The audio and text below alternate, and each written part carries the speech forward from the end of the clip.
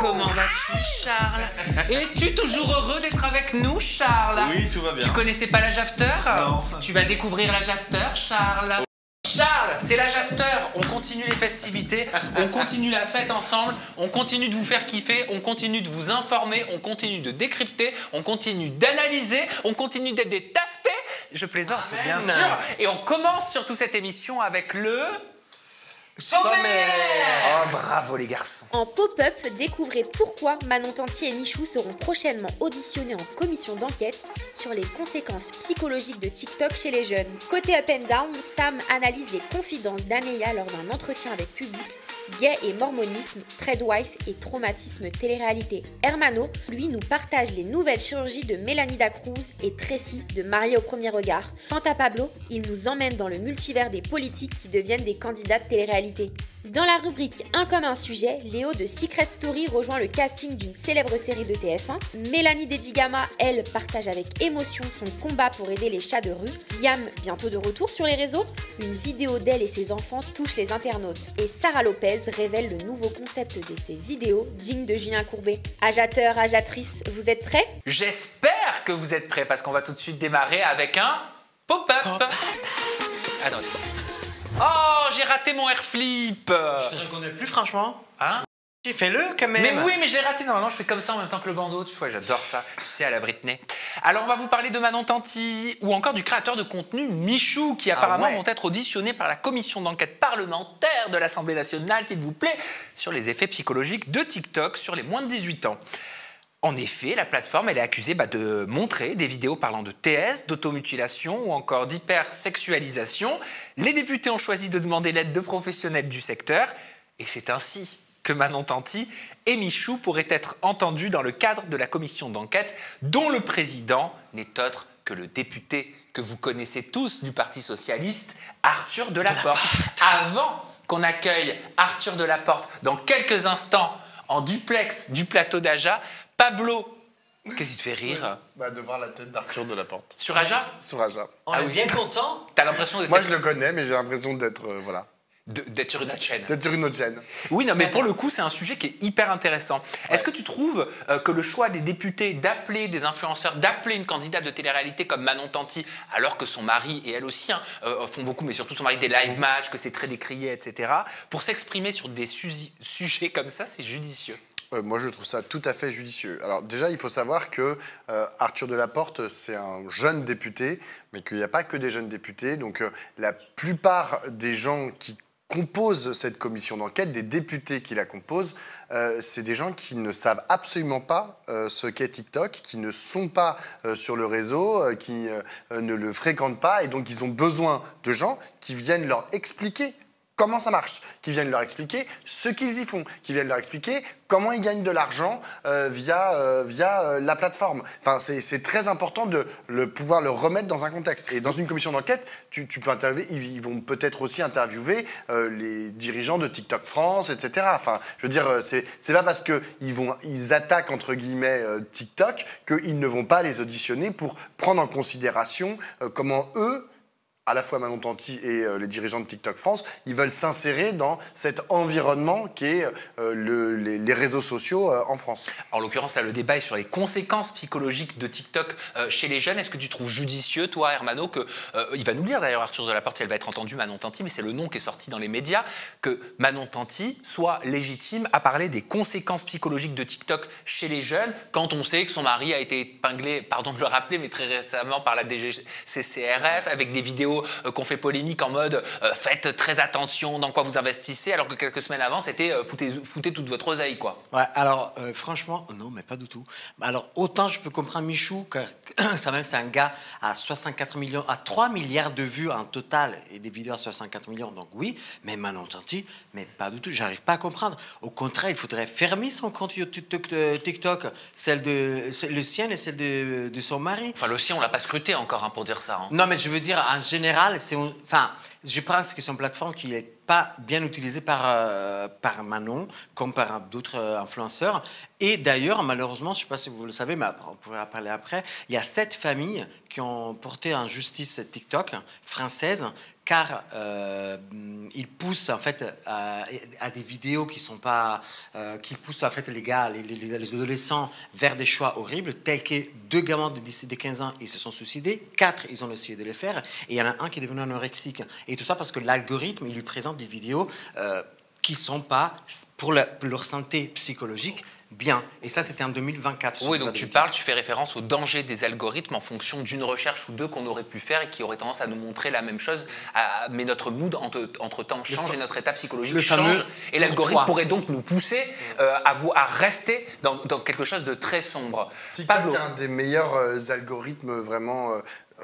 très très poussé, très très ciblé, même par rapport à celui de YouTube ou de Meta. Juste un mot quand même sur les gens en fait qui sont invités à parler devant les commissions d'enquête. C'est pas forcément des gens qui défendent des causes. Oui. Tu vois, si je prends l'exemple par exemple il y a une commission d'enquête qui était présidée par Sandrine Rousseau sur la question des violences faites aux femmes dans le milieu de la culture et plus précisément dans le cinéma. Il y a des producteurs qui ont été invités à s'exprimer, qui étaient mis en cause. Mis en cause, exactement. Enfin, c'est-à-dire que Manon Tanti, elle vient pas pour défendre une cause, sur TikTok. Je pense qu'elle vient plutôt pour raconter en fait comment ça se passe, comment elle participe en fait à ce réseau social en tant que Française qui est une utilisatrice de TikTok. Mon petit Charles, tu vas nous donner ton avis sur cette commission d'enquête TikTok dans quelques instants, mais dans un premier temps, on va accueillir, je crois savoir qu'il est connecté, le député du Parti Socialiste, Arthur Delaporte. Bonjour Arthur. Bonjour, ça va bien ? Oui, ça va parfaitement bien. Tu vois, cette commission d'enquête TikTok sur les conséquences psychologiques chez les jeunes nous fait parler. J'ai quelques questions pour toi, je te les lâche comme ça, Arthur. C'est quoi déjà une commission d'enquête ? Et tu as été nommé président de cette commission d'enquête. Quel est ton rôle en tant que président ? Alors une commission d'enquête, c'est un truc très simple, c'est des députés qui se réunissent pour essayer de répondre à un problème et de proposer des pistes, des solutions face à ce problème. Et donc aujourd'hui, la commission d'enquête sur TikTok, c'est une trentaine de députés qui sont membres de cette commission et qui font des auditions. Donc on convoque des gens qui nous expliquent un peu les différentes problématiques et qui nous permettent derrière d'essayer de voir où on aboutit. Ce qui est intéressant dans cette commission d'enquête, c'est que les députés ont des pouvoirs spéciaux. Les gens qui viennent devant une commission d'enquête, ils jurent de dire rien que la vérité et toute la vérité. Et c'est pas toujours le cas qu'on fait ça à l'Assemblée nationale. En général, quand on auditionne des gens, ils viennent, ils nous disent ce qu'ils veulent et ils repartent. Ça veut dire quoi ? Ça veut dire que par exemple, s'ils mentent, on peut saisir le procureur de la République pour parjure. Donc en gros, ils sont obligés de répondre aux questions et surtout, ils sont obligés de dire la vérité. Et donc c'est arrivé par exemple sur l'affaire Benalla que des gens qui soient venus se retrouvent derrière entendus potentiellement par la justice parce qu'ils avaient menti devant la représentation nationale. On l'a vu sur d'autres commissions d'enquête. Donc ça c'est le premier point. Le deuxième point, c'est qu'il y a aussi des pouvoirs d'enquête spéciaux. La rapporteure de la commission d'enquête, elle peut se déplacer dans n'importe quel ministère pour demander des documents qui sont liés, par exemple, à TikTok. Ça s'est vu, ou sur tout autre sujet, sur Uber Files, par exemple, il y a la rapporteure qui s'est déplacée au ministère de l'économie pour voir s'il n'y avait pas eu des collusions entre Uber et le ministère de l'économie. Donc c'est super intéressant, et surtout s'il y a des gens qui refusent de répondre aux convocations, on peut les faire venir de force. On peut envoyer un huissier, la police les chercher. Et donc, en gros, les gens qui ne veulent pas répondre, on peut les obliger à répondre. Alors ça dépend si c'est des chercheurs qui n'ont pas le temps parce qu'ils ont plein d'autres trucs. C'est pas eux qu'on va envoyer la police les chercher. Mais par exemple, si il y a des représentants de TikTok France qui ne veulent pas venir, là, on peut les faire venir de force. Donc ça, c'est vrai que c'est intéressant. On a 6 mois pour faire notre commission d'enquête. Donc on a jusqu'au 12 septembre prochain, au plus tard, pour avoir rendu les conclusions. Et pendant ce temps-là, on va avoir un grand processus d'enquête qui a commencé il y a déjà une semaine avec des personnes qui analysent un peu la sociologie des réseaux sociaux, les comportements des jeunes face au numérique notamment. Puis là, on va commencer à rentrer dans des décisions un peu plus précises pour voir les effets psychologiques. Donc à partir en gros de la semaine prochaine et la suivante, on aura des psys qui viendront nous décrire un peu tout ça. Donc concrètement, Arthur, pour qu'on comprenne avec des mots simples, vous enquêtez sur quoi ? Pourquoi TikTok ? Pourquoi les conséquences psychologiques ? C'est quoi les dangers ? Qu'est-ce qui vous a alerté ? Qu'est-ce que vous avez vu ? Qu'est-ce qui est nécessaire ? Quels sont les enjeux ? Alors, les grands enjeux, il y en a certains qui ont été rappelés à l'instant, notamment à travers le collectif Algos Victima qui s'est constitué, c'est des jeunes qui ont été dans des situations de souffrance très graves, voire qui pour certains se sont suicidés parce qu'ils étaient isolés dans des boucles qui renforçaient leur mal-être. Donc on a fait une commission d'enquête qui vise à étudier les effets psychologiques de TikTok sur les jeunes.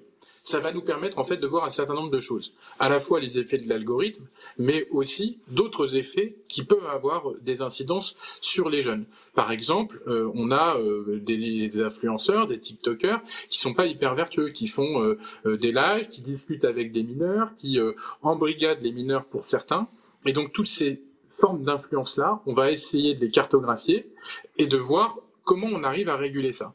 Parce que l'enjeu derrière, c'est comment on fait pour que ça ne se reproduise pas ou comment on fait pour que ça s'arrête. Donc notre sujet, il est vraiment là. Et derrière, toutes les commissions d'enquête, elles ont une fin et surtout, elles visent à faire bouger l'action publique. Mais si, dans le cours de cette commission d'enquête, on découvre aussi des choses qui sont illégales, si on découvre que TikTok a dissimulé des choses, si on découvre que des TikTokers ont fait des choses qui sont aussi répréhensibles par la loi, alors on peut aussi saisir la justice, faire ce qui s'appelle un article 40 du Code de procédure pénale. Quand on découvre quelque chose d'illégal, on peut le dénoncer. On rappelle que tu es un des créateurs de la loi influenceur et que tu n'as pas rigolé avec la loi influenceur. Permets-moi de te poser la question suivante, Arthur Delaporte. Manon Tanti, c'est un choix officiel. Manon Tanti, elle va être auditionnée en commission d'enquête ? Alors, je ne suis pas en mesure de confirmer cette information qui est sortie dans la presse parce que les convocations, elles sont en cours d'élaboration et notamment, il y aura ça c'est sûr, une audition avec des TikTokers. On n'a pas encore finalisé le périmètre, mais en effet, ça peut être Manon Tanti, ça peut être l'autre Tanti, ça peut être donc Michou, ça a été évoqué. Pourquoi Michou ? Parce qu'en fait, Michou, quand on va dans une école, moi je vais dans des écoles pour parler de ce que c'est le député, je parle aussi un peu des réseaux sociaux, et je leur dis mais quels sont les influenceurs que vous connaissez ? Et très rapidement, on me dit Michou, on me dit Noxtag, etc. Et donc c'est vrai que c'est intéressant d'entendre des influenceurs dont une grande partie de la communauté est jeune, voire très jeune, dans des écoles primaires, et de voir quel est leur rapport aussi, la manière dont ils gèrent cette communauté très jeune. Et d'autre part, oui, on a aussi des influenceurs ou des influenceuses qui peuvent être considérés comme problématiques. Et nous, en fait, on n'est pas là pour faire la morale, on est là pour faire la loi. Et donc, l'idée, quand on convoque des gens, c'est pas forcément que c'est des gens dont on a besoin des conseils. C'est plutôt des gens, parfois, dont on a besoin de comprendre s'ils sont conscients des conséquences de leurs actions et si, par ailleurs, ils ont des relations particulières avec TikTok. Enfin, en gros, quelle est la nature ou la manière dont ils utilisent le réseau social. Et voilà, parce qu'en fait, nous, on n'a pas de problème à inviter des gens qui sont problématiques.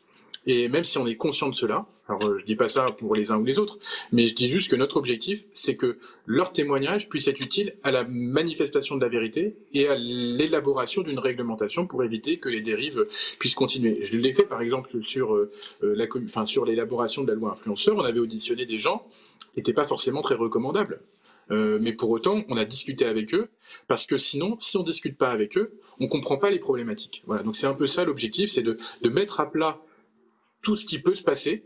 Et d'ailleurs, je tiens à le dire, on est aussi à l'écoute de tout le monde, des différents témoignages. Et donc moi, mon mail, il est public, arthur.delaporte@assemblée, sans accent, avec 2 E, tiré du 6, national, avec un E à la fin, .fr. arthur.delaporte@assemblée-national.fr. C'est compliqué quand même, Faut pas hésiter.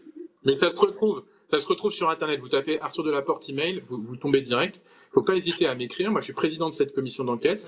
Il y a une rapporteure, elle s'appelle Laure Mineur. On peut aussi lui écrire. C'est elle qui a porté le sujet au départ. Donc, c'est elle qui va devoir écrire le grand rapport. Donc voilà, on travaille en binôme tous les deux. Parce que voilà, moi, je fais les convocations pour les auditions, j'organise les débats, je préside les débats. Et elle, à la fin, c'est elle qui écrit le rapport de synthèse de cette commission d'enquête. Donc voilà, on est tous les deux à l'écoute évidemment des différents témoignages, des différentes pistes, des différents signalements aussi qui pourront nous être faits pour nous dire voilà ce qu'on a remarqué, voilà les problèmes que TikTok pose chez les jeunes. Et voilà un peu comment on pourrait essayer de s'en sortir. Eh ben merci 1000 fois Arthur Delaporte. Et donc vous retrouvez l'adresse mail d'Arthur Delaporte, qui est président de cette commission d'enquête, sur Instagram, sur les réseaux sociaux, sur Internet. Ou vous pouvez aussi l'envoyer à Edito, celle que les agiatrices et agiateurs connaissent peut-être, edito@samzira.com. Et je les relais à Arthur. Voilà, parce que si je peux aussi te transmettre des choses de ma communauté, pourquoi pas ? Si tu veux. Ouais. Carrément, si tu veux. Après, il y a peut-être des gens qui ont des choses confidentielles à nous dire, parce que nous aussi, le principe, c'est que les témoignages qu'on reçoit, on les divulgue pas, sauf si la personne, évidemment, le consent. Voilà. Eh ben merci Arthur, merci vraiment pour cette connexion et merci de nous avoir éclairé sur cette commission d'enquête sur les problèmes psychologiques liés aux jeunes et à TikTok.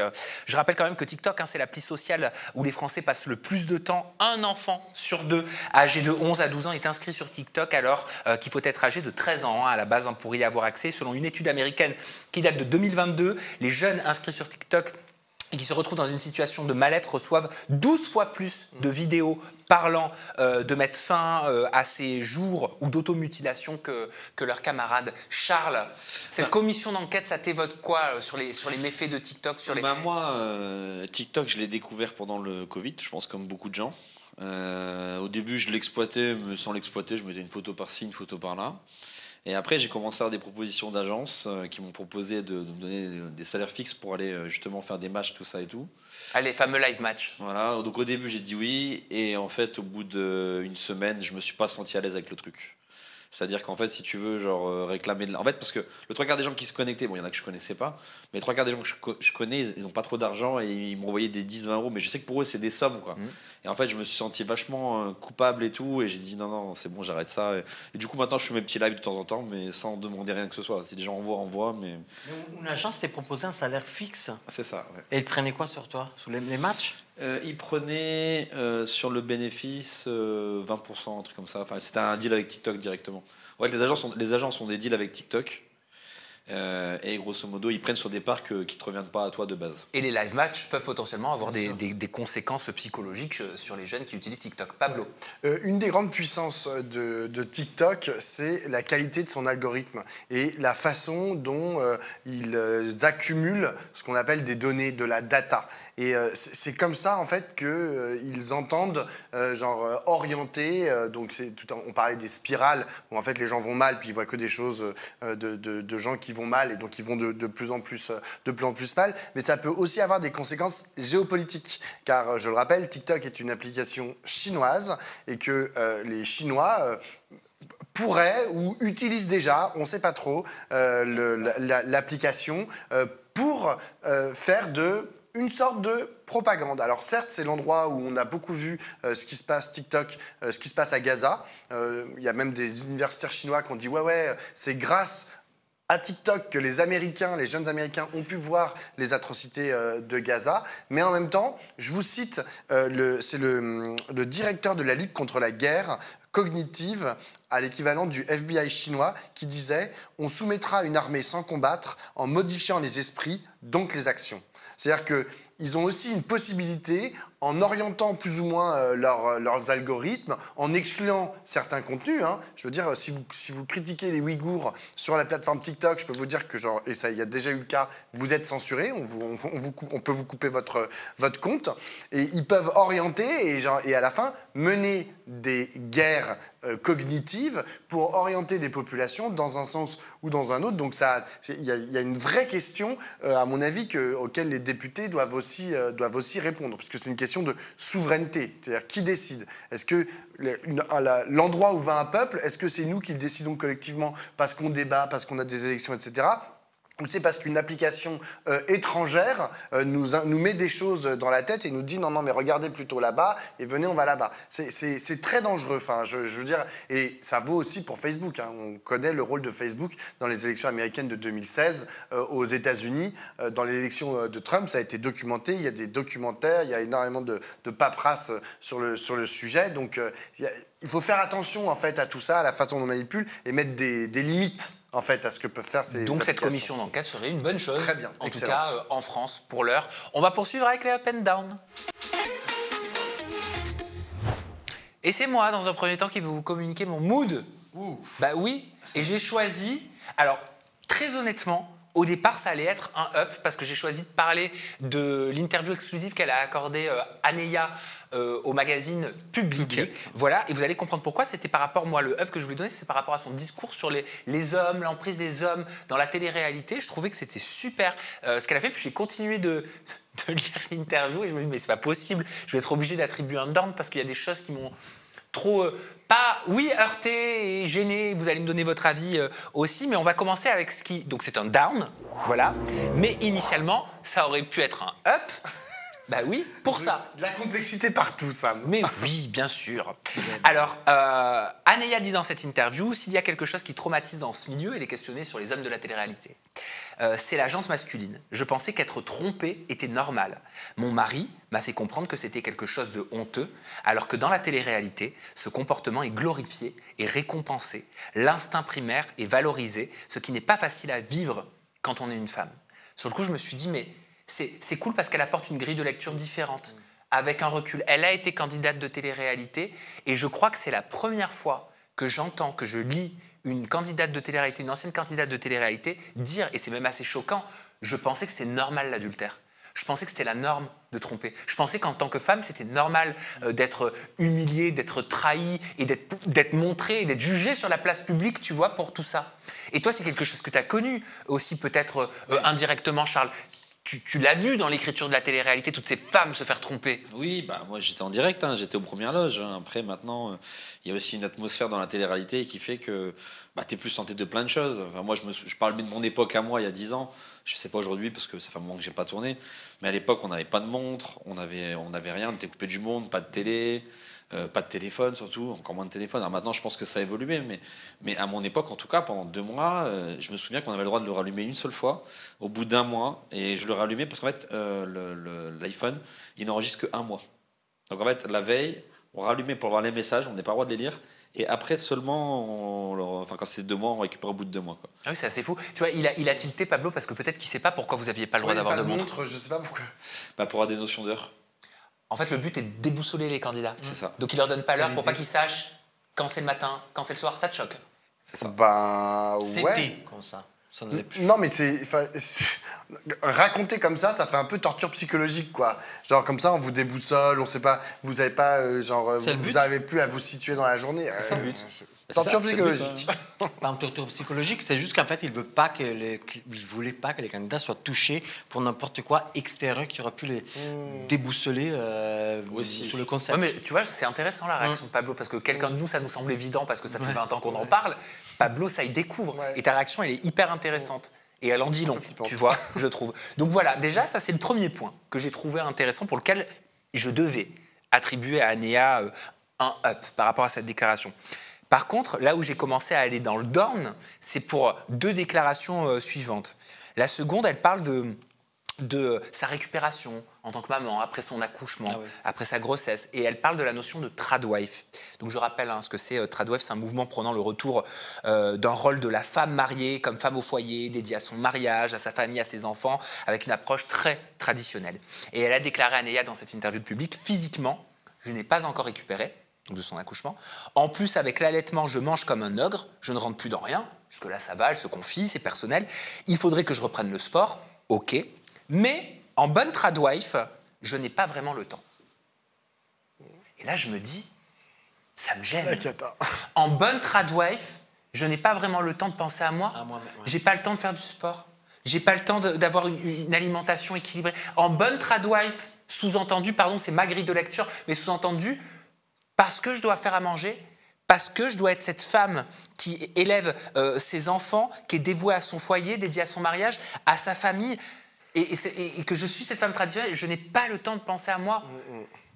Tu comprends pourquoi ça m'a percuté? C'est catastrophique. Enfin, c'est-à-dire que là, elle te dit, parce que je suis soumise à mon mari, je n'ai pas le temps de m'occuper de moi. Parce que, sous-entendu, je dois m'occuper de lui et je dois m'occuper de mon foyer et de mes enfants. Bah, c'est ça qu'elle dit. Hein. Non, elle ne dit pas que je suis soumise, c'est un choix. Elle ne dit pas je suis soumise à mon mari, c'est pas mon mari qui Alors, m'oblige. c'est un choix et c'est là que ça devient intéressant parce qu'elle utilise le mot tradwife. Et en fait, tradwife, c'est un mouvement mondial, en fait, de femmes qui sont prosélytes. Ça veut dire que, en fait, elles s'affichent comme prosélytes, ça veut dire qu'elles essayent de convaincre les autres de venir dans leur mouvement. C'est-à-dire qu'elles se mettent. À la traduction. Non, mais c'est important. Et elles se mettent en scène sur les réseaux sociaux en montrant à quel point c'est cool d'être soumise à son mari, à son foyer et de revenir à des valeurs qu'elles disent traditionnelles, mais qu'en fait qui sont profondément réactionnaires. Ce qu'elles remettent en cause, ces tradwives, c'est l'égalité entre les hommes l'homme et la femme. C'est les luttes féministes depuis des centaines d'années. Elles leur disent, allez vous faire voir, nous on est là, on revient à la femme du Moyen-Âge et c'est ça qu'on aime et c'est là qu'est la place de la femme. Moi, qu'elle le soit, c'est une chose, qu'elle utilise le terme et qu'elle le revendique dans une interview, elle s'inscrit dans un courant qui, à mon avis, fait beaucoup de mal au féminisme et donc à l'humanité tout entière. Et alors, elle a la question suivante de public, qui est les Mormons ne sont pas réputés pour leur progressisme. Êtes-vous en accord avec leur ligne de pensée sur des sujets comme ou les droits des LGBTQIA+. Ce à quoi Neya répond, l'homosexualité n'est pas un péché du moment que l'on se soumet à la loi de chasteté qui requiert de ne pas avoir de rapport sexuel hors mariage. Jusque-là, je me dis, bon, elle semble pas dire qu'elle est contre par rapport à son mouvement, mais si t'es homo, il faut quand même être marié pour avoir des relations. Et la question qui suit après est la suivante, de public, sauf que le mariage entre personnes du même sexe est interdit par l'Église. 3 petits points. Ce à quoi Neya répond, l'homosexuel peut être homosexuel, mais il ne se mariera jamais. Il faut qu'il suive le plan de Dieu pour amener sur terre. Non, mais sérieux. Donc, au final, ce que je comprends, je comprends, c'est êtes-vous d'accord avec la ligne de pensée des sujets contre les droits des LGBTQIA+. Donc, en fait, oui. Elle partage la vie. Parce qu'elle te dit, non, on accepte les gays. Par contre, tu ne peux pas qu'ils fassent avec des rapports intimes avec quelqu'un avant le mariage, un mariage qui n'existera pas. Et comme ils ne peuvent pas se marier, on est voué à ne jamais avoir de relation avec Voilà. Donc, du coup, ça veut dire que Ouais. tu fais ce que tu veux, tu respectes les règles, on s'en bat avec, mais bon, tu n'auras pas de rapport. De toute façon, tu n'auras pas pouvoir te marier. Tu ne pourras pas être toi-même, tu ne pourras pas tomber amoureux de la personne que tu aimes, tu ne pourras pas partager le lit avec la personne que tu aimes et tu ne pourras pas avoir une vie. Et moi, je vais vous dire, parce que c'est mon sujet, c'est mon down, je trouve que tenir un discours comme ça publiquement, c'est catastrophique, c'est dangereux. Ça devrait être, interdit. Là, c'est pas de la liberté d'expression. Là, ça va à l'encontre concrètement des droits humains dont que nous partageons avec n'importe quel être humain, qu'il soit hétéro ou homo, sur cette planète et en France. Et en l'occurrence, elle communique son récit à un média français et je trouve ça extrêmement dangereux. Mais ça pose la question de la responsabilité de public qui publie cette interview telle que. Alors effectivement, ils rendent compte d'une parole qui est pas la leur, hein, c'est pas un éditorial du journal, mais bon, ça pose quand même cette question-là. Après, la deuxième chose, c'est il faut faire attention parce qu'aujourd'hui, on est dans un monde où on se dit c'est bon, en France, les homosexuels, ils ont des droits et puis ça va et puis ils sont à égalité avec les hétéros. Dans la réalité, c'est pas encore tout à fait le cas parce qu'il y a encore plus d'agressions. Enfin, il y a encore beaucoup de gens qui se font agresser du fait de leur sexualité, y compris en France. Mais aussi, on voit d'autres pays comme par exemple les États-Unis où les homosexuels, ils ont des droits, mais des droits qui commencent à être petit à petit, remise en question, notamment par le pouvoir actuel de Donald Trump. Et il y a notamment cette proposition de revenir à une loi qui existe dans leur code pénal d'interdiction de la sodomie. Ça existe dans leur loi, dans leur corpus de loi. Interdire alors, il y a un arrêt, en fait, c'est un peu compliqué, mais de la Cour suprême qui invalide en fait cette loi, mais la Cour suprême, qui aujourd'hui est plutôt du côté de Donald Trump, pourrait supprimer cet arrêt, et donc du coup la loi pourrait être appliquée dans, je crois, 8 ou 9 États, c'est-à-dire interdire la sodomie, ça veut dire en gros, lorsque 2 hommes sont dans une même pièce, on est capable... Oui, mais on est... Non, j'allais pas expliquer la sodomie. Non, nous on la connaît, toi je sais pas, nous on la connaît. Ah tu sais pas, moi si je la connais. Je crache tellement tu me fais rire. Non, ce que je veux dire, c'est que tu pourrais arrêter 2 personnes qui sont dans une même pièce, leur dire vous êtes soupçonnés en fait de sodomie juste parce qu'ils sont. Je savais pas ça par contre. C'est horrible. Non, mais parce que j'en ris, mais ça doit être parce que forcément vous vous en doutez qu'au fond de moi j'en ris pas du tout. Voilà. Mais c'est très grave. Mais il se passe la même chose sur les femmes, le corps des femmes. Vous avez vu le recul sur la question de l'avortement aux États-Unis. Dans certains États, maintenant c'est plus possible en fait de se faire. En fait, je suis désolé, mais ça devrait être un délit même de remettre en question ce droit ultime à l'avortement. On est d'accord. En France. C'est pour ça qu'en France, sur la question de l'avortement, effectivement, ça a été inscrit, il y a une proposition d'inscription à la Constitution. Dans la Charles, Constitution. pour conclure le discours d'Anaya, tu comprends pourquoi ça aurait pu être mon up et pourquoi c'est devenu mon down? Ah bah, j'ai compris surtout le down. J'ai compris du coup qu'il n'y avait aucune nuance dans son discours.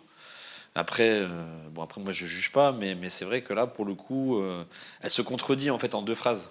En fait, elle dit je suis d'accord pour les homosexuels, ils peuvent rien faire avant le mariage, mais ils peuvent pas se marier. Donc, ce qui fait qu'à un moment donné, en fait, ils peuvent juste rien faire, quoi. Donc, elle tolère. Juste, en fait, elle n'accepte pas, elle tolère. Elle tolère la masturbation. Voilà, merci. Et encore, elle n'a pas eu la question. Elle n'a pas eu la question. Peut-être qu'on n'aurait même pas eu le droit. Va savoir. Va savoir. Hermano, c'est à toi. Tu peux nous présenter ton mood? Alors, mon mood, cette fois-ci, c'est un up. Merci. Pour Mélanie Dacruz, et la réduction mammaire qu'elle a fait, et Trésie de Marie à premier regard pour l'opération des oreilles. Effectivement, qu'est-ce qui se passe? Les deux sont des personnages très connus et ils ont subi des opérations qui, effectivement, ça pourrait être esthétique, mais qu'ils peuvent aussi aider à surmonter des problématiques personnelles et aller au-delà de l'esthétique et créer et enlever donc comment ça s'appelle, merci, des handicaps physiques et pas que. Et dans certains cas, la sécurité sociale peut intervenir. Le premier cas, c'est Mélanie Dacruz. Alors, ancienne candidate à la télé-réalité, connue surtout pour son amour avec le footballeur Anthony Martial. Ah ouais, et ses problèmes avec Samantha Payton. Voilà, on aime. Lui, par contre, bref. Il avait cette photo parce que sinon, je vais être déconcentré. Arrête, Anélia va être en colère. Ok, pardon, excusez-nous. Pardon-moi, Anélia. Donc, c'était décembre 2024. La petite, elle faisait sa première opération de réduction mammaire et nous montrait l'échec. Malheureusement, elle n'était pas du tout contente et c'est bien pour ça qu'elle a décidé actuellement de repasser au bloc. Mais le stress et la peur ont pris le dessus et on va voir sur la petite stories. La même chose, mais ça sont toujours. Enfin, c'est la même chose. Hein. C'est juste que là, le lifting, il a eu lieu il n'y a pas longtemps, les filles. J'ai pareil. Mes soutiens-gorge, c'est les mêmes, ma brassière, ça reste la même et encore. Regardez comment c'est lourd. Non, il n'y a pas du tout, tu planes pas, il n'y a pas de changement, c'est juste le haut en fait qui change si tu veux. Si là tu les as trouvés plus petits avec le après, c'est vraiment parce que sur la dernière photo avec le top beige, en fait il est lifté, elles sont liftées mais ça parce que c'est un top de sport. Mais ouais, il n'y a pas de changement, tu ne planes pas. Ancienne opération. Maintenant, je vais vous montrer la story actuelle où elle stresse pour passer au bloc. Donc voilà, à la clinique, pour recommencer, diminution de ma poitrine. Ah, cette fois-ci, c'est dur, parce que j'y allais en mode tout excité. Et là, je sais que comme je l'ai déjà fait, et que j'ai pas eu ce que je voulais, je suis un peu angoissée, surtout qu'en plus, c'est pas le moment. Mais je peux pas rester comme ça, je sais que je vais me rendre malade. Je ne veux vraiment pas garder une poitrine aussi grosse, quoi. Bon, là, du coup, je me rhabille. Vous voyez, là, j'ai des bleus cette fois-ci sous les bras parce qu'il m'a enlevé sur le côté ce que je n'aime pas. Bon, voilà, du coup, là, je suis prête. Je rentre à la maison. J'ai des œdèmes, donc du coup, on verra pas de résultats au niveau de la taille avant quelques jours. Je vous referai l'update. Je suis rentrée, regardez. Tout le monde flipperait, moi, je suis trop contente. Être bleu, ça veut dire que cette partie-là elle a été diminuée. Mes seins ils débordaient en fait, c'est tout ce qui me dérange. Donc voilà, elle a enfin obtenu ce qu'elle voulait, donc une réduction mammaire, parce qu'il faut savoir que beaucoup de femmes ont cette problématique et ils veulent réduire leur poitrine. Et en plus, il faut savoir, je ne parle pas forcément pour le cas de Mélanie, mais en général, la sécurité sociale intervient, car oui, c'est esthétique, mais jugé médicalement fondamental pour une guérison psychologique au physique. Ah bah oui, voilà. Exactement. Au moment qu'en plus, il faut enlever, tu peux enlever à peu près 300 grammes, on dit comme ça, ouais, je crois, pour chaque sang. À ce moment-là, la sécurité sociale intervient, mais il faut passer dans des hôpitaux, bien évidemment, publics, pas des cliniques privées, parce que c'est normal. Deuxièmement, on a Trésie. Oui, juste, je me permets. Non, mais ce qui est intéressant, je trouve, dans ton sujet, Hermano, c'est qu'on entend souvent sur les réseaux sociaux depuis des années l'inverse. Le volume, la quête de volume, la quête de poitrine toujours plus généreuse. Ouais. Et c'est rare d'entendre des histoires, justement, comme celle de Mélanie Dacruz, qui aujourd'hui dit, voilà, c'est lourd, c'est douloureux, Ça, je ne peux plus regarder. Elle le montre même et qui est obligée d'y repasser 2 fois. Ouais. Et en plus, il faut savoir que j'ai fait une recherche, mais il y a un nombre infini de femmes qui ont cette problématique, que pour certains, et plusieurs problématiques, ça peut être l'argent parce qu'ils ne savent pas. Ils ne savent pas parce que justement, si on n'en parle pas, on pense que c'est juste le plaisir de réduire ou quoi. Non, non, ça donne de vraies problématiques. Ça peut être des problèmes psychologiques, déjà, on refuse, on n'a pas acceptation de soi-même, des problèmes importants au dos. Et au moment que le médecin retient qu'effectivement, c'est quelque chose qui a un enjeu important sur ton physique et sur ton mental, bah alors, là, la sécurité sociale intervient. Et vraiment, mais il y a vraiment tellement de femmes qui... Moi, j'ai des copines qui ont fait ça. Parce qu'ils n'en pouvaient plus. Certains, par exemple, même après l'allaitement, il y a des femmes qui font une reconstruction mammaire qui est prévue et aidée par la sécurité sociale parce que c'est quelque chose de physique important et psychologique, ça crée des problèmes. Bah oui, bien sûr. Et voilà. Oui. Ça peut être dans l'autre sens aussi. Parce qu'après l'allaitement, parfois, justement, les seins peuvent avoir tendance à rétrécir. Bien donc, sûr, ça peut leur redonner une forme, en fait. Redonner des formes. Bien sûr, c'est en fait, très important. Une fois qu'un médecin t'essuie et il est pour, il faut le faire. Il ne faut pas penser que simplement une rhinoplastique juste parce qu'on veut un meilleur nez, des pommettes juste parce qu'on veut plus de pommettes, des lèvres parce que... Non, il y a des personnes qui ont des vrais problèmes depuis leur jeunesse, qui ne se sentent pas à l'aise avec leur corps. Par contre, il y en a qui n'ont pas du sang ou des choses comme ça, ou gros nez. Ben voilà, c'est des interventions médicales, esthétiques importantes. Et Tracy, c'est les oreilles. Et Tracy, justement, Marie au premier regard, elle avait des problèmes aux oreilles. Depuis le 2017, elle voulait faire cette intervention. Elle a nous expliqué qu'elle était partie dans une clinique à Bordeaux. C'était quelque chose qu'il a... Quoi? Parti chez moi. Bah, voilà. Ah, t'es à Bordeaux? J'adore Bordeaux. Ouais. On embrasse tous les Bordelais qui nous regardent et les Bordelaises. Ah bah voilà, merci beaucoup. Vive la j'adore. chocolatine. Ouais, vive les chocolatines. Il a Ah, raison, c'est là Fabien. qu'ils disent chocolatine. Ouais. Ah, la fameuse histoire, j'ai jamais compris cette histoire. Bon, bref. Et effectivement, elle aussi, elle le dit clairement dans sa story, elle a eu l'aide de la sécurité sociale. Parce que même ça, c'était un vrai et propre problème. C'est par rapport au lobe d'oreille, c'est ça? Par rapport au lobe d'oreille qui était écarté, complètement écarté. Pourquoi? Depuis des années, je ne sais pas si vous vous souvenez, la mode des années 70, souvent les femmes, elles étaient, pour être à la mode, obligées à porter des gros boucles d'oreilles. Énorme. Énormes et lourdes, Oui. très lourdes. Qui a fait aussi ça? C'était Kris Jenner, la maman de toute la famille Kardashian. Et elle aussi, en 2017, si je ne dis pas des bêtises, elle a subi une opération pour le reconstruire. Encore les Kardashians, décidément. Toujours. hein. Non, mais attends. Mais Précurseur. mais Là- par contre, c'est hallucinant parce que j'ai suivi un médecin qui parlait des oreilles. Et en fait, ça peut créer des problèmes énormes. Ça peut pas seulement s'allonger, ça peut complètement se déchirer, s'ouvrir en deux. Il faut recoudre, il faut refermer. C'est des vraies problématiques importantes à cause de... Parce qu'en plus, chacun a une peau différente. Il y en a qui ont des peaux plus élastiques, je ne sais pas la vôtre, la mienne est très bien. Des peaux très fermes, ça dépend. Je teste ta peau. C'est l'acide hyaluronique. Elle est parfaite. Non, mais vous saviez que nos oreilles et notre nez, ils continuent de grandir au cours de notre vie? Attends, ils m'ont dit ça. Mais oui. Moi, j'aimerais bien parce que mes oreilles, elles sont toutes petites. Regarde-moi. Ah, mais moi, J'ai j'aimerais vraiment pas, des hein. micros Ah oreilles non, et moi j'ai non même plus, pas de hein. lobe. Jumbo, hein. Tu vois, j'ai même pas de lobe, j'ai rien. Mais vraiment micros oreilles, fin. Mais moi, ça Ça me me stresse. stresse. Mais même le nez, même quand on a fait une rhinoplastie, il continue de... Ah, je sais pas, mais De moi, grandir. Franchement, c'est angoissant. Il n'a pas bougé. Il n'a pas bougé? Lui, c'est au milieu des jambes qui apparemment continue à grandir. Ah non. Non, mais bon, c'est Non, tout ça ça. sera petit 6 ça avec les années. Non, je crois que ça pend, non? Ah ouais? Bah, je sais pas, à la fin, j'imagine qu'à 80 ans, ça doit être au niveau du Ah, je genou. veux pas savoir. Ah bah, écoute, a priori, on le découvrira un jour, si on est toujours là. Bon, j'espère. Bon, en tout cas, c'est important de savoir que la sécurité sociale peut nous aider. Comme je disais, ça peut être aussi des malformations congénitales, des séquelles d'accidents ou des gènes psychologiques sévères et durables. Donc, n'ayez pas peur de demander de l'aide et de penser qu'une chirurgie, c'est pas forcément que esthétique, ça Oui. peut être aussi un truc psychologique. Est-ce que vous auriez une chirurgie... Ah, je vais vous poser la question. Ah, pardon. Non, vas-y, c'est drôle. Enfin, pour laquelle vous pourriez tenter de demander l'aide de la sécurité sociale. Genre que tu estimes que ce serait réparateur, Charles. Moi, je m'étais renseigné pour mon nez, parce que j'avais une déviation de la cloison nasale. De qui? Une Son déviation. nez. Ah, pardon. Là, je l'ai refait.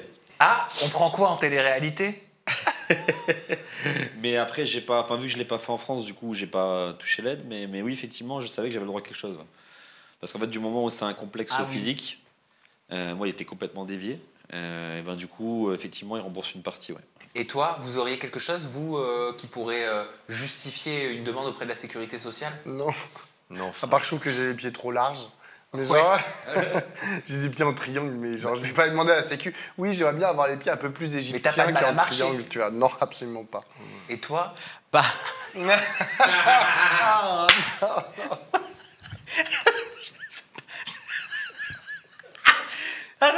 alors, je pense pas que les lèvres, pour mes motivations, puissent passer selon la sécurité sociale.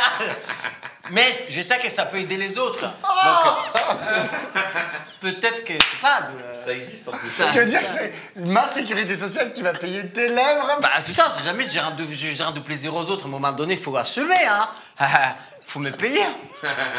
Et toi, Sam? Écoute tout mon être entier. De la tête aux pieds. De la tête aux pieds. Non, je plaisante. Bon, merci, Hermano, pour ce sujet. Bah, il a dit Non, mais rien, je pense pas. Enfin, je pense que j'ai pas besoin de demander l'aide de la sécurité sociale. Non, mais pas parce que c'est pas du tout une injure, mais c'est parce que j'ai pas envie de faire payer la collectivité pour un truc. Non, moi, à la rigueur, ce serait esthétique. Voilà. Mais toute ma vie, je pense que j'aurais envie de faire des trucs esthétiques. Genre De toute quoi? façon. Genre tout. Tout. En plus, tu le prends dans la période. Laisse tomber. Tout. Mais d'ailleurs, toi, Charles, il y a quelque chose qu'on sait pas de toi. Mais quoi? Ouais. Je sais pas. Charles, je peux le dire. Oui, vas-y. Tu sais à quoi je pense? Oui, oui, au BBL. Oui. Ouais. Il a fait un BBL. Non, c'est pas vrai. D'habitude, le BBL, c'est souvent les candidats de télé-réalité. Attends, pardon, ou je sais influenceurs. pas ce que c'est un BBL. Alors, on te liposuce le ventre, les hanches, on t'enlève tout ton gras ici D'accord. et on te le réinjecte dans les fesses. Dans les fesses. D'accord. T'as fait un BBL? Ouais. C'est bien. Non, c'est pas vrai. Si. Si. Aux fesses, là? Ouais. Mais quand? Oh, il y a 2 ans. Et Parce c'est que tu voulais des fesses plus grosses? Ouais. Ouais. Est-ce que c'est vrai, parce qu'il y a une tendance en ce moment sur TikTok où beaucoup disent que les BBL, ça sent mauvais. Non. C'est des conneries, ça. Est-ce que tu pues du cul? Pas du tout. Écoute, tout va bien. D'accord, mais c'est trop bien. Enfin, je comprends Bon, pas. après- Qu'est-ce que t'as, toi? Pourquoi tu fais des grimaces? Mais vous avez pas vu ça Non, sur parce TikTok? que ça m'a choqué. Enfin, j'ai pas pensé qu'un homme... je sais pas, si je suis bête. Bêtement, tu vois, comme quoi, je suis fille de cet moment, tu vois. Ben, je me suis pas... J'ai des loin, même pas pensé de loin qu'un homme aurait fait un truc pour le BBL. bah si. Mais t'as raison, c'est moi que je suis chez moi. Non, mais ça fait polémique, hein, moi, quand... bon, après, au début, je faisais exprès, je mettais mes fesses en story. Mais du coup, ça réagissait de ouf, ouais. Après, moi, je suis contre le BBL parce que c'est quand même une pratique très grave, très risquée. Il faut faire très Oui. attention, sachez-le tous. Allez pas faire un BBL juste parce que vous levez les fesses de quelqu'un d'achat. Mais juste arrêtons-nous 2 secondes, Charles, c'est intéressant parce que tu as un BBL. Vraisemblablement, tu l'as pas vu. Mais en ce moment, il y a énormément de personnes, surtout des jeunes femmes qui ont fait des BBL, qui disent que les BBL sentent mauvais. Je vous jure. Comment ça peut sentir mauvais, enfin? Eh ben, Il n'y a c'est la pas de question que je lien me pose. entre la graisse et ton trou du cul. C'est quoi qui sent mauvais? Qu'est-ce qui sent mauvais? Et Allez, sur viens, les fais-moi réseaux, il y a même sentir. un mec, il y a même un mec qui a quitté sa meuf pour ça. C'est les stories qu'on voit Mais sur les réseaux. n'importe quoi. Mais je vous promets, mais allez vérifier. Vraiment? Alors Mais je me dis, pourquoi est-ce que c'est pour du buzz ou est-ce que c'est vrai? c'est du Je buzz? pense que c'est du buzz. Bah, en tout cas, moi, j'ai pas d'odeur, après. Non, mais j'arrive même pas à comprendre d'où ça sortirait Bah non l'odeur. plus, enfin, je De veux dire, c'est l'anus? fermé. Enfin, je veux dire, C'est ce que je me dis. c'est de la graisse qui est injectée. C'est de la graisse que tu déplaces, en fait. Bah oui. Tu prends du ventre pour mettre derrière, c'est la même graisse. C'est pas quelque chose qu'on t'injecte. Après, c'est vrai que C'est pas relié à ton côlon. Tu Non, vois? mais après, c'est vrai que la graisse pue. C'est vrai. Quand tu enlèves la graisse et tout ça, ça pue. Oui, mais là, c'est je pense pas injecté à qu'on va s'en... l'intérieur, tu vois. Bah oui, je pense pas que c'est à l'extérieur quand même. Hein. Mais bon, Bon, merci Armano en tout t'en cas pour ton prie, hein. sujet. Pablo, c'est à toi. C'est un Moi, up ou c'est un down? C'est un up. Voilà. Et donc c'est un up sur, enfin qui concerne à la fois une amie que j'aime beaucoup, Raquel Garrido, et une ennemie, non je rigole, pas une ennemie, mais au moins une adversaire politique qui a été une ancienne ministre qui s'appelait Marlène Schiappa. Et en fait, elles ont comme point commun d'avoir été, et d'être toujours d'ailleurs, des femmes politiques, et de participer à, alors pour Raquel Garrido c'est en ce moment, pour Marlène Schiappa c'est sûrement plus tard, à une émission de télé-réalité qui s'appelle Les Traîtres sur M6. M6, c'est M6. Alors, c'est intéressant parce que quand Raquel, elle m'avait dit qu'elle participerait au traître, j'ai eu une petite interrogation en mode, est-ce que c'est vraiment la place d'une ancienne députée, comme c'est le cas de Raquel, d'aller dans une émission de télé-réalité?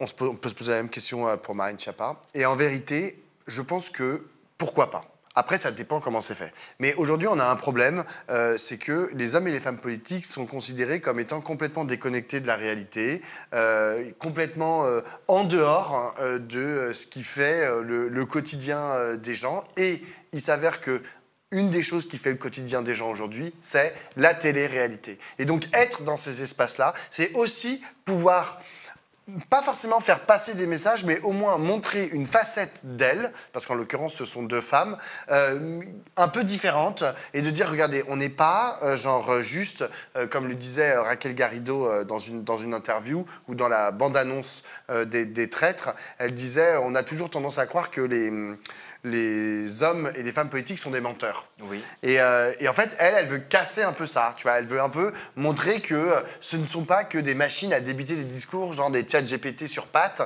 où ils récitent des éléments de langage que leur a donné le parti.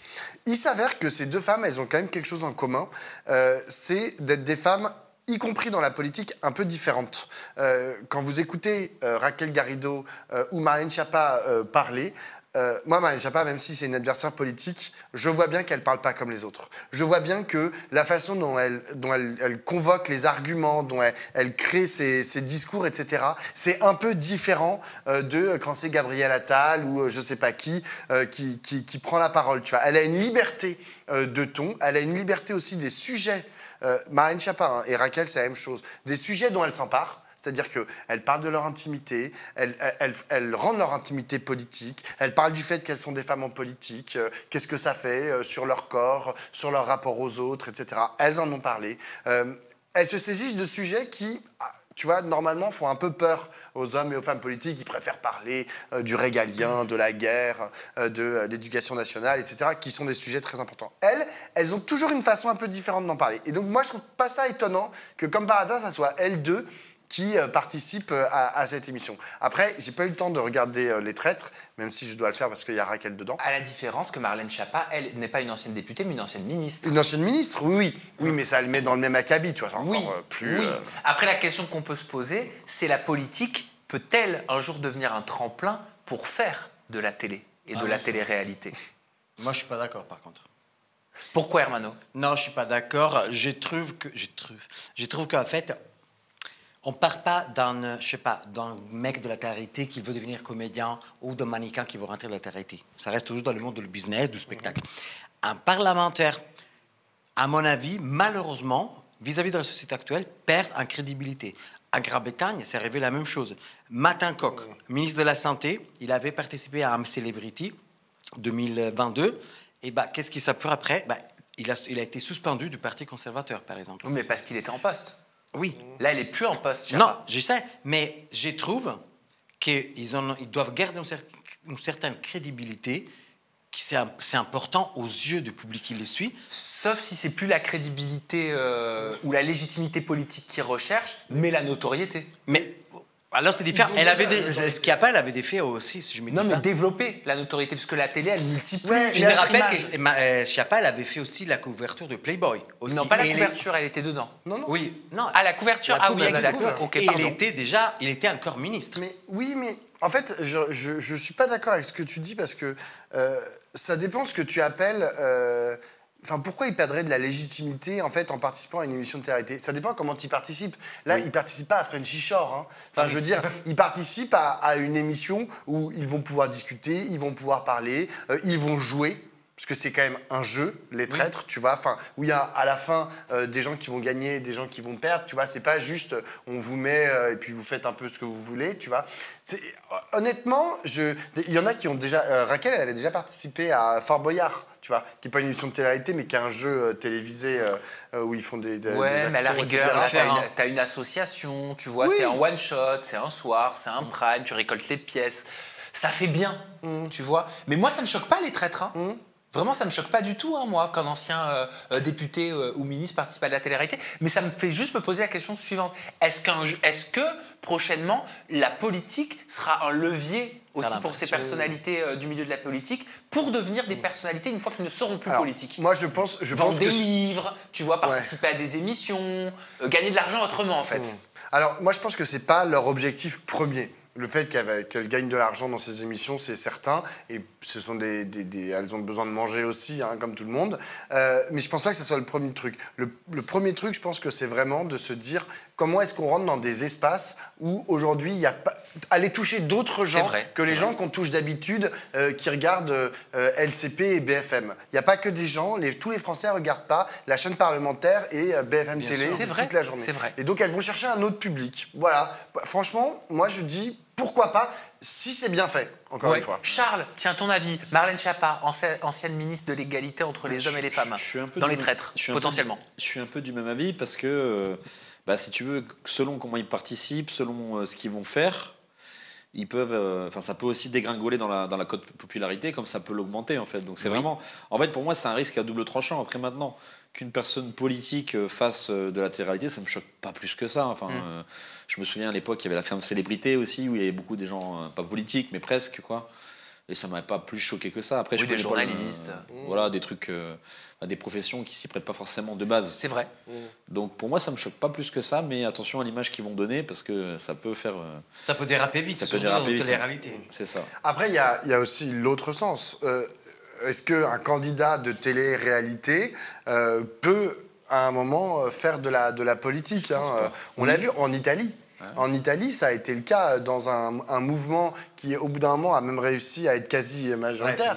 Le mouvement 5 étoiles. Beppe Grillo, c'est un humoriste un peu, il faisait des shows, c'était un humoriste etc. très connu dans les années 80. Un peu comme Zelensky en Ukraine. Lui, c'était vraiment un comédien. Beppe Grillo, il était plus humoriste. Mais dans le mouvement 5 étoiles, il y avait des influenceurs et des gens, ils avaient juste participé à des émissions. Il faut voir, en Italie, la télé, c'est central dans la vie des gens. Après, il a été tué. Ah oui, mais c'est des gens qui sont... physiquement, je parle, le parti était un truc horrible. Vous imaginez un candidat de télé-réalité en France pouvoir se lancer en politique? Mais, alors, justement, tu as fait une comparaison parfaite. Parce que justement, ce qui s'est passé, quand Beppe Grillo a choisi des gens, il voulait des gens comment de la société actuelle, normale, pour qu'ils puissent mieux comprendre comment ça marche, c'était catastrophique. Pourquoi? Parce que oui, ils pouvaient effectivement comprendre, mais ils n'avaient pas les moyens, ils n'étaient pas capables de se mettre à la place d'un parlementaire de comment ça marchait, parce qu'ils n'avaient pas la formation. Soyons honnêtes. Non, il faut prendre, bien sûr qu'il faut l'écouter et les prendre, mais il faut les former et les soutenir dans cette nouvelle transformation de job, de travail. Bien sûr. C'est ça que non, mais là, tu as tout à fait raison. Mais tout le monde peut devenir parlementaire, peut devenir ministre, peut devenir président de la République. Et après, ils se forment. Moi, j'en ai connu des députés qui sont arrivés, Rachel qui ne connaissaient Keke. rien. Oui, par exemple, mais c'est pas la seule. Hein. Enfin, on cite souvent Rachel Keke parce qu'elle était femme de ménage et on imagine qu'une femme de ménage, elle connaît moins qu'une, je sais pas quoi, une médecin. Mais en fait, que tu sois médecin ou femme de ménage, dans un hôtel comme c'était le cas de Rachel Keke, médecin ou femme de ménage, tu connais rien à l'Assemblée nationale. Donc quand tu arrives, tu sais rien. Donc il faut qu'on t'apprenne. Et il y a des gens qui sont là, ça s'appelle des administrateurs, ça s'appelle ton parti, et ils sont censés te former à comment est-ce qu'on écrit une loi, comment est-ce qu'on débat d'une loi, comment est-ce qu'on crée des rapports de force pour faire passer sa loi, et ça avance comme ça. Le problème, si on parle des candidats de télé-réalité qui voudraient faire de la politique, c'est si on commence à avoir une société où c'est juste la notoriété qui permet l'élection. Alors là, ça devient un problème. S'il n'y a plus de projets politiques qui sont portés par les candidats, tu vois, si c'est juste voter pour moi parce que je suis beau, intelligent et puis j'ai fait 12 fois la femme des célébrités. Là, il va y avoir un problème. Eh ben, merci beaucoup, Pablo, pour ce sujet qui nous a beaucoup fait parler. Et en parlant de candidats de télé-réalité qui font des reconversions professionnelles, je vous propose d'enchaîner avec un commun sujet. Voilà, c'est bien sorti là. Bien. Vous allez tout comprendre au travers de ce commentaire-là, j'espère. De qui va-t-on parler? Je suis choqué de Secret Story qui est au casting de Plus belle la vie.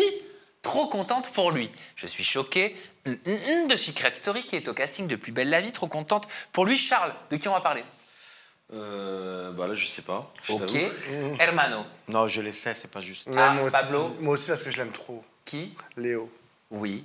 Exactement. On va parler de Léo. Léo, en effet, l'ancien candidat de Secret Story, va rejoindre le casting de la prochaine saison de Plus belle la vie. Rappelez-vous, il a été finaliste lors de la dernière saison de Secret Story et il avait un secret commun avec Lou qui était « Nous ne sommes pas jumeaux ». Après sa première expérience en télé-réalité, il se tournera vers la comédie et il s'est aussi tourné vers le mannequinat.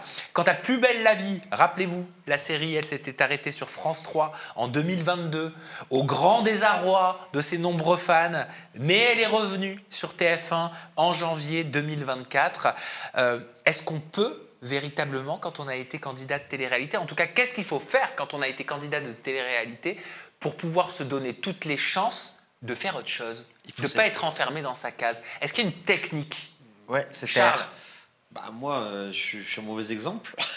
Parce que moi, entre guillemets, je surfe encore sur cette notoriété pour me donner des bookings en discothèque. C'est quand même un plus dans la démarche que je fais pour vendre. Donc les bookings en discothèque, c'est des prestations tarifées en boîte de nuit pour ambiancer les personnes qui se déplacent pour toi. C'est ça. Donc je joue effectivement sur mon travail, mais aussi sur la communauté que j'apporte, les antécédents que j'ai eus. Après maintenant, pour sortir complètement d'une image de télé-réalité, quand on a fait une, c'est possible. Mais quand on a fait 7, 8 ou 9 comme moi, c'est beaucoup plus compliqué. Là, Léo, je ne sais pas combien d'émissions de télé il avait fait. Parce que c'est vrai que Léo, depuis Secret Story, et c'est vrai que depuis Secret Story, il a été très calme. Il faisait ses petites stories sur les réseaux sociaux, mais il ne faisait pas de drama, il ne faisait pas de polémique. Il montrait une image plutôt positive sur les réseaux sociaux. En fait, il s'était, tu vois. Il s'est fait presque un peu invisible. Je pense qu'après, il s'est formé. Et après, il a réussi à rentrer dans le casting. D'ailleurs, à l'époque, Aurélie Konaté, Star Academy 2002, elle aussi, elle est devenue une star et elle a fait partie de La Plus belle la vie. Et Camping Paradis. Camping Paradis. Avec Laurent Onac. Et Belle. Et Sister Act. Enfin, je veux dire, elle a réussi à s'éloigner. Ouais, mais elle était chanteuse, mon chat. Mais oui, mais ça reste quand même une télécrochet. Oui, mais elle était chanteuse. Il y avait un art derrière, tu vois. Oui, mais bon, quand même, c'est important. Je trouve que lui, il a bien joué. C'était l'image de je reste un peu loin, je reste sobre et sombre. Non, j'allais dire quelque chose. Je pensais qu'il voulait partir.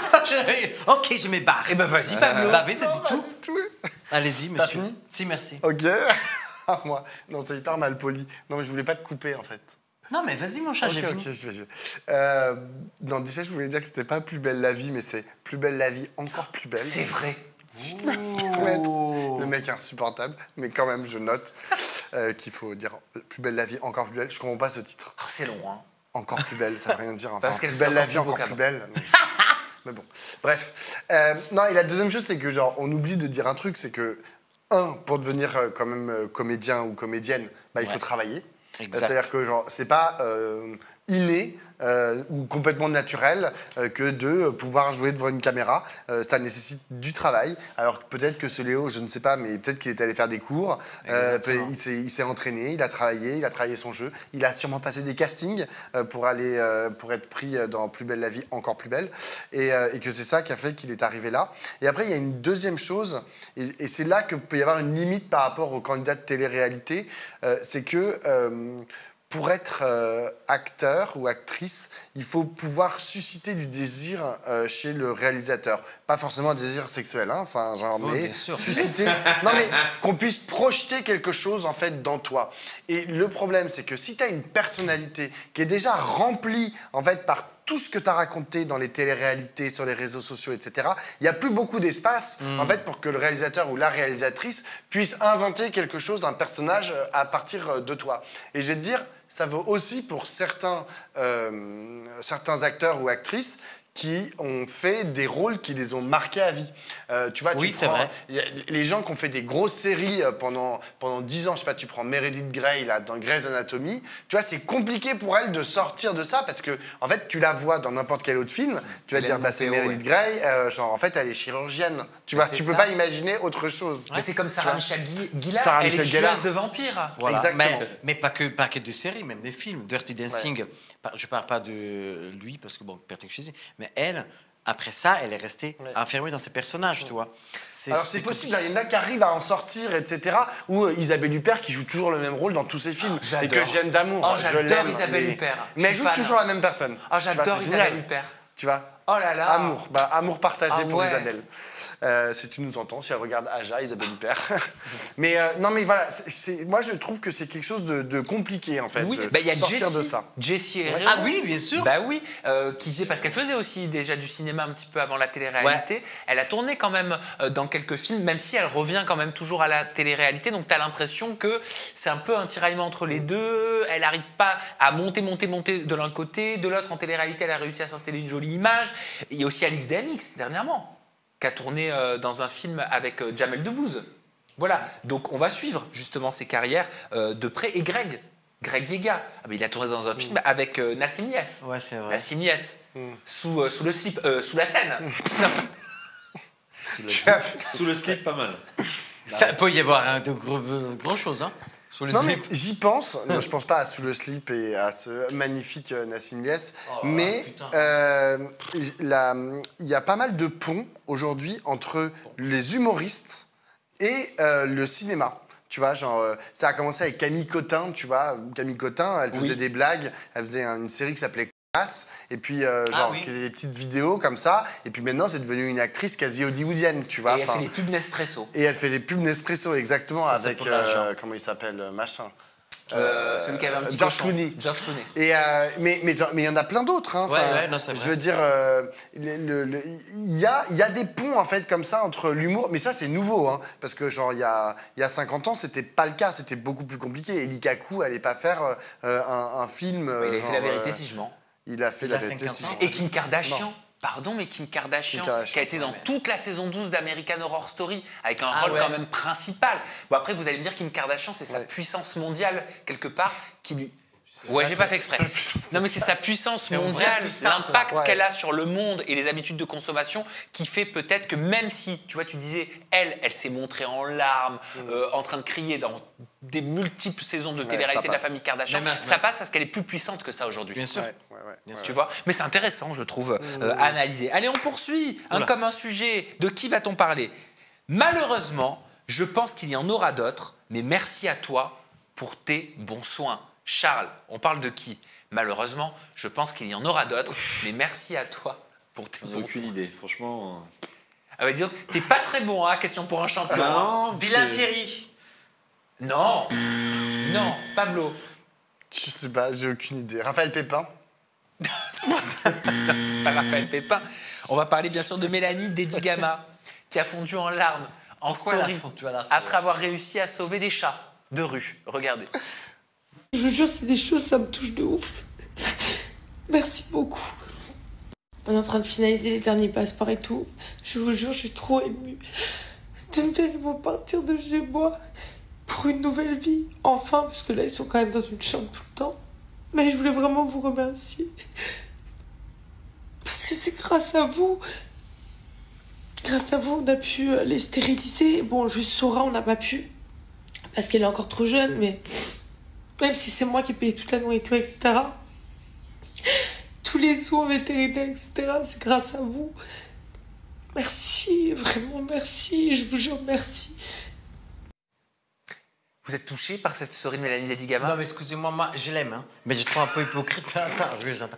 La meuf, elle pleure pour les chats, ok. Il y a 2 mois, elle était avec les girafes à prendre nos petit-déj. Non. Non, c'est pas vrai. Mais, non, ou- mais si, mais Ah, ça c'est c'était vrai, un autre sujet. J'étais là, c'est vrai, j'ai vu la vidéo. Hein. Oui, non, mais bien sûr, oui, on en a parlé. Mais pardon, je vous explique juste pourquoi j'ai rigolé, c'est parce que je ne savais pas quelle question poser. Et j'ai sorti cette question qui m'est sortie de l'au-delà. Est-ce que vous êtes touché par cette story de Mélanie Dedigama? Mais en vrai, c'est génial ce qu'elle fait. On le connaît, son Bien combat, sûr. notamment pour les chats de gouttière, pour les chats de rue.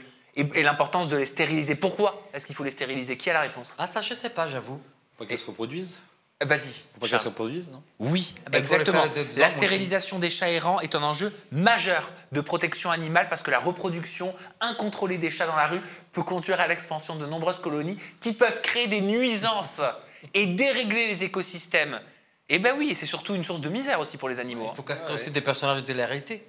Oh non, arrête, non. Non, mais il y en a certains, je le ferai. Mais bon, je dirais pas. Non mais en vrai, non mais franchement, arrêtons-nous sur cette story 2 d'accord. secondes. Oh, j'ai Moi, dit son pas- émotion, je la comprends. Oui, mais on le sait que tu la comprends. Moi aussi, je la comprends. C'est pas ça la question. J'ai dit juste, voilà, je faisais cette petite comparaison avec les girafes et le petit-déj, quoi. Voilà. C'est intéressant en fait de voir comment il y a certaines personnes, et c'est son cas à elle, qui ont une émotion en fait vis-à-vis des animaux. C'est le cas de Brigitte Bardot, par exemple. Enfin, vraiment, et tous les animaux globalement. Brigitte Bardot, qui est très très très forte. C'est peut-être le cas aussi de Marine Le Pen, je sais pas, avec ses chats. Mais c'est un truc que moi personnellement j'ai pas, tu vois, genre j'ai pas je veux pas les faire souffrir, je veux pas faire souffrir les animaux, hein, c'est très très loin de là. Hein. Mais j'ai pas d'émotion particulière lorsque je vois un petit chat, tu vois. Quand je vois tous les problèmes du monde, toutes les guerres et toute la misère humaine, je me dis, c'est plutôt ça en fait qui est le moteur de mes combats et qui me fait mal à mon petit cœur, tu vois. Pas loin, là on parle juste d'un animal. Enfin, oui, mais genre... Quand tu as vu un petit loulou, moi ce matin, j'ai vu le chien de Popo, de Pauline, oui, je disais, il est trop mignon, t'as dit de le faire comme ça, quoi. Oui, voilà. Ouais. Oui, mais là, elle, c'est son combat. Tu vois, c'est plus que ça, c'est pas juste un petit chat, c'est un combat. T'as un combat, toi, Charles? Non, pas vraiment. Après, j'ai pas vraiment de combat en soi, mais tu sais, par exemple, quand j'ai raconté l'histoire de ma fille et tout, il y a beaucoup de gens qui m'ont écrit, qui m'ont dit putain, on n'osait pas en parler, et du coup, ça crée, on a créé un lien, tu vois, avec ces gens-là. C'est-à-dire le fait d'avoir un lien avec son enfant alors que tu apprends que c'est pas ton enfant biologique. C'est ça. Mais en fait, ça arrivait à beaucoup de gens, beaucoup plus qu'on le pense. Mais ils osent pas le dire. Ils osent pas le dire. Ouais. Et donc du coup, j'ai reçu beaucoup de messages et tout. Pourquoi ils osent pas le dire? Parce que je pense que c'est un peu, enfin, entre guillemets, le jugement des gens. Je pense, le jugement négatif des gens. D'ailleurs, il y a même un mec qui m'a contacté et qui en a fait une série Netflix. C'est pas vrai. Ah bon? Ouais. Attends, c'est une blague? Et il s'appelait Charles aussi, ouais. Extraite de ton histoire? Non, de son histoire à lui qui est similaire à la mienne. Ah. Mais il y a un réalisateur qui m'a proposé de faire un film sur ma vie, ouais. Ah, c'est touchant, ça. Ouais. En fait, le pas que tu as fait, c'est important. Et je pense que c'est important que tu le dises parce que, comme tu viens de dire, il y en a sûrement beaucoup qui n'arrivent pas à le faire. Voilà. C'est ça. Le step. Il y avait eu des études il y a quelques années, mais le chiffre de nombre d'enfants dont le père biologique n'était pas le père qui croyait, mais c'était quand même plus de 1%. Hein, enfin, et donc, ça reste quand même des grosses masses de gens. Alors là, on parle de gens qui sont au courant. Mais il y a tous ceux qui ne sont pas au courant. Sûr, en fait, il y a les secrets de famille.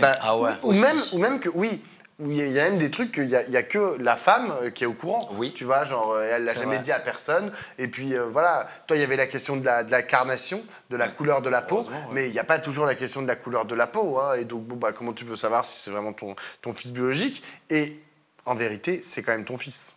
Et t'en es l'exemple, Charles. Mais c'est pour ça que je pense qu'il y a un problème quand même en France. Parce que quand je vois que j'ai été obligé d'envoyer un test ADN en Angleterre, je pense quand même qu'en France, dans certains cas, on devrait quand même pouvoir vérifier, quoi, parce que c'est super important. Les gens qui sont, comme tu dis, les gens qui sont pas au courant, qui élèvent pendant des années sans savoir.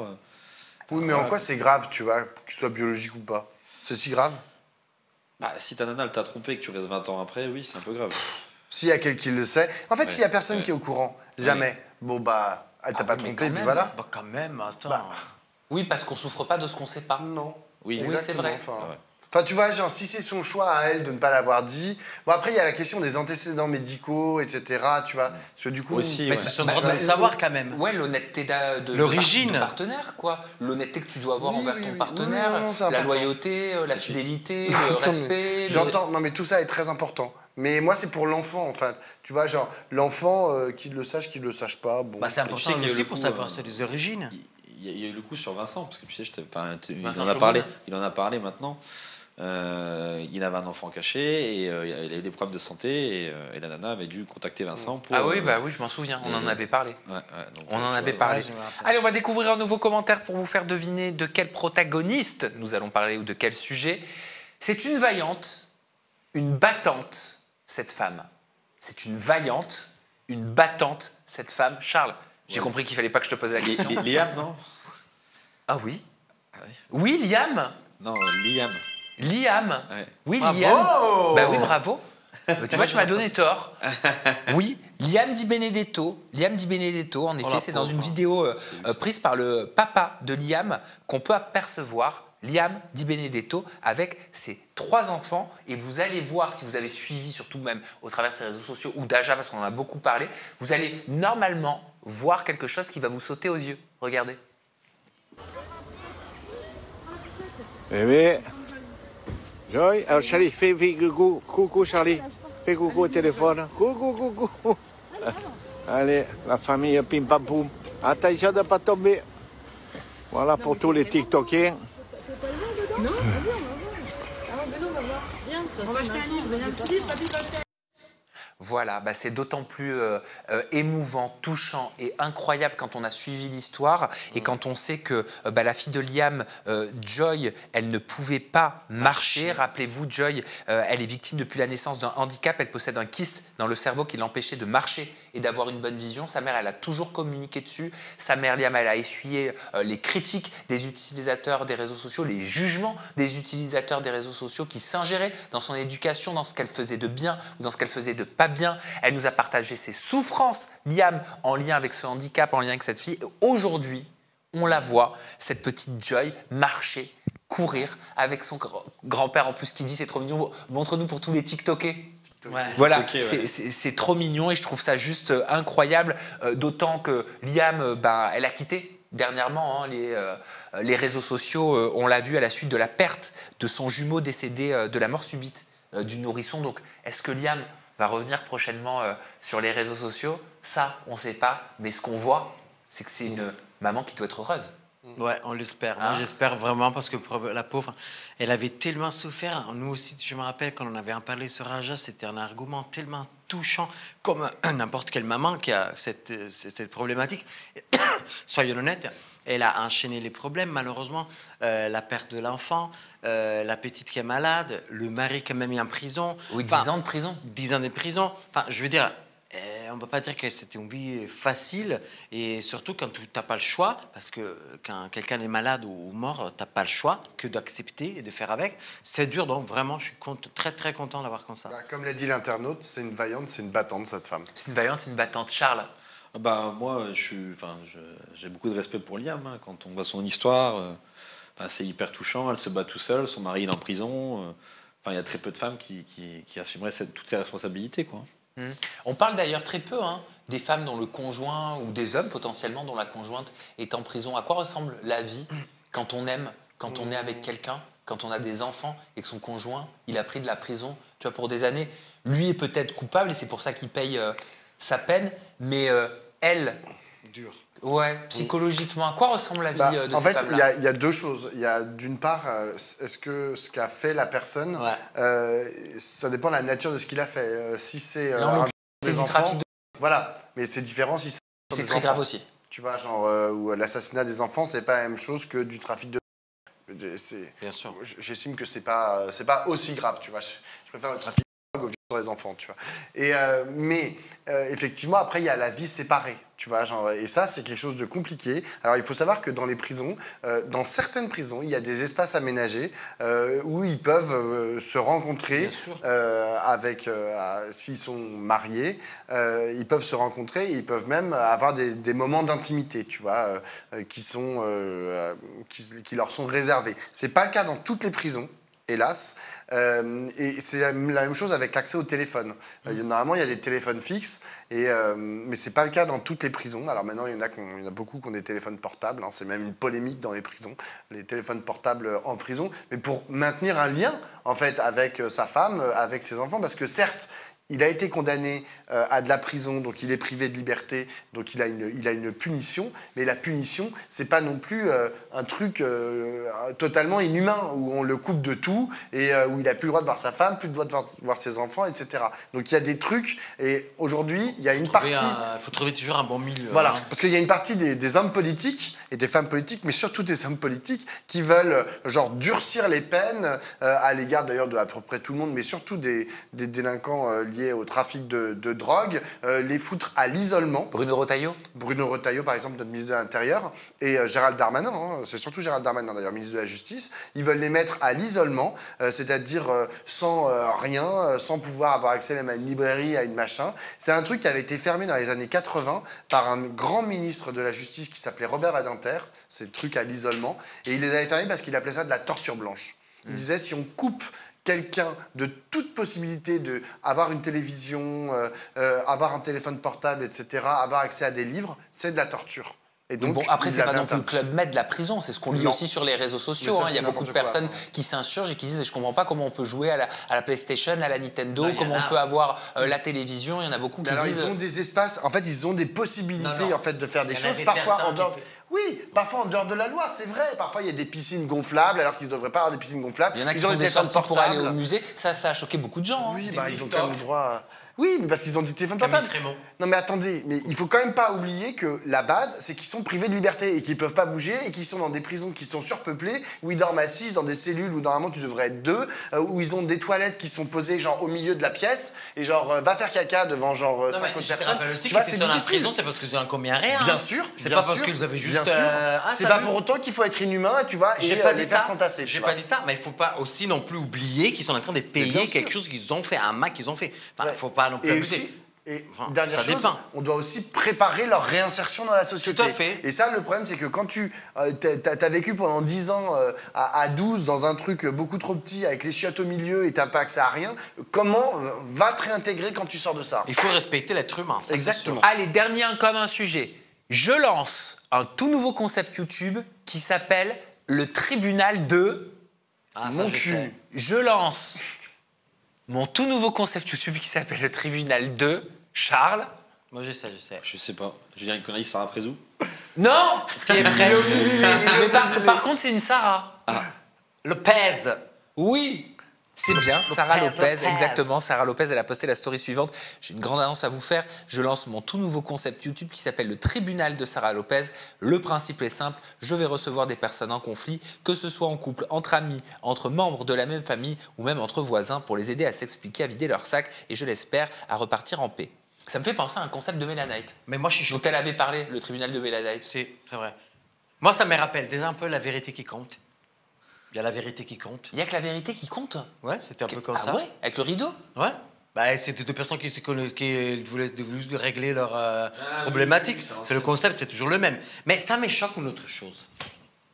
Comment est-il possible que maintenant, tous les stars de télé-réalité, quand ils font plus rien, ils ont absolument besoin de créer une petite, ça peut être une émission télé, une petite émission YouTube. Une marque de maquillage. Une marque.